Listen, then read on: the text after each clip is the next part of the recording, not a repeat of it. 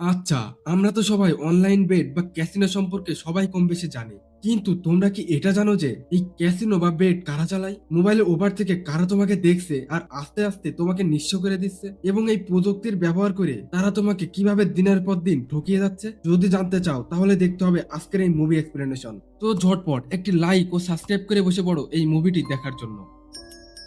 মুভিটি শুরু হয় একটি কনফারেন্স রুমকে দেখিয়ে, যেখানে এক মহিলা সবাইকে জানাতে থাকে যে বেটিং আসলে পুরোটাই একটি সাজানো নাটক। এই সাইটগুলোকে এমনভাবে প্রোগ্রামিং করে সেট আপ করা হয় যে যেখানে আজ না হয় কাল তোমাকে হারতেই হবে। সেই আদিকাল থেকে অনেক মানুষ ট্রাই করেছে এই বেটিং প্রসেসকে হ্যাক করার জন্য, তবে এদের মধ্যে বেশিরভাগই ফেল করলেও কিছু মারাত্মক ম্যাথমেটিশিয়ান এই কাজে সফল হয়েছে, যাদের মধ্যে এই ব্রিলিয়ান্ট স্টুডেন্টের নাম পেয়াং সাই।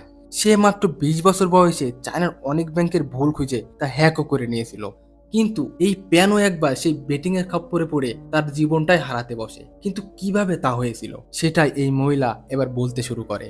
আসলে প্যান যে কোম্পানির কাজ করতো সেখানে তার চিফ টেকনিক্যাল অফিসার হওয়ার কথা ছিল, কিন্তু দেখা যায় সেদিন প্যানের জায়গায় নিজের মামা খালুর জোরে আর একজন প্রমোশন নিয়ে চলে যায়। এমন প্রতারণা দেখে প্যান সাথে সাথে তার আইডি কার্ড ছুড়ে ফেলে দিয়ে সে চাকরি থেকে ইস্তফা দেয়। আর যাওয়ার সময় ওই কনফারেন্সের পুরো সিস্টেমকে পাইথন কোড দিয়ে হ্যাক করে মনিটরে ইমোজি দিয়ে ভরে দিতে থাকে।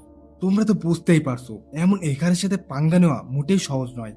যাই হোক, প্যান সেখান থেকে চাকরি ছেড়ে দিয়ে চলে যায় অন্য একটি গেমিং কোম্পানিতে যোগদান করতে, যার ইনভাইটেশন লেটার সে অনেকদিন আগেই পেয়েছিল। সেখানে তার স্যালারি হবে এর চেয়েও অনেক বেশি। তাই সে কোনো ভাবনা চিন্তা না করে বিমান উঠে পড়ে সিঙ্গাপুরে যাওয়ার জন্য। বিমান উঠে তার পরিচয় হয় জুন চায় নামের একজন ছেলের সাথে। আমরা জানতে পারি যে প্যান সহ আরো 4-5 জন সে একই কোম্পানিতে যাচ্ছে ইন্টারভিউ দিতে। যদিও বা প্যান ফ্লাইটে ওঠার আগেই সম্পূর্ণ ফ্লাইটের অ্যাটেন্ডেন্সের তথ্য হ্যাক করে নিয়েছিল। তাই সে ফ্লাইটের সিট সহ সবার নাম বলেইতে থাকলে জুনচাই সহ সবাই অবাক হয়ে তাকিয়ে থাকে। তখন জুনচাই বলে, আমাদের সিঙ্গাপুরে যাওয়ার আগে কম্বোডিয়াতে 5 ঘন্টার একটা ট্রানজিট আছে, মানে বিরতি আছে। তাই তোমরা চাইলে আমার সাথে হেপি একটা পার্টিতে যোগদান করতে পারো। সেখানে সুন্দরী সব ললিতাগণ তোমাদের জন্য অপেক্ষা করছে।